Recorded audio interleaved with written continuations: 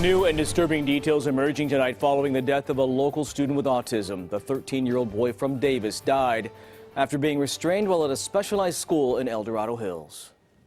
Not knowing what the behavior was, anything that results in death, short of him trying to kill somebody else, is not appropriate.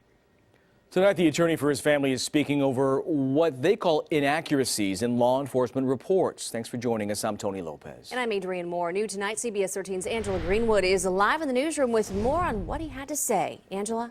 Adrienne and Tony, the attorney's main focus in all of this will be on what type of restraint was used on the teen and if it was truly warranted. But he says there's also a lot of concern about false information that's already been put out. Max's family is in terrible grief, and they are, as I would expect, trying to deal with the shock and the loss that they face. Shock, heartbreak, and confusion about what exactly killed 13-year-old Max Benson, a teenage student with autism who died one day after being restrained inside a classroom at the Guiding Hand School in Dorado Hills. All I can tell you is that an end result where a child dies under the kind of school situation in which he found himself, a death is not appropriate as an outcome.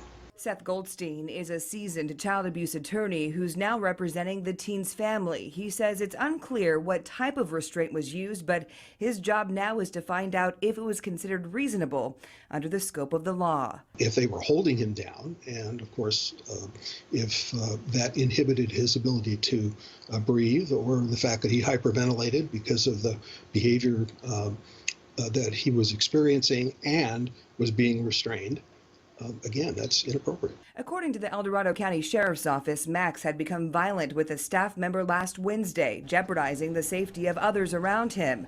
They also reported Max was 6 feet tall and weighed 280 pounds.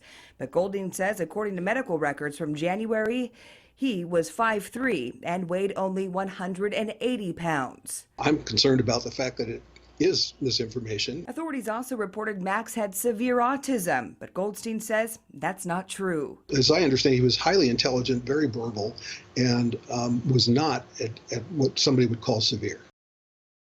Now, we did reach out to authorities about this conflicting information, but our calls were not returned.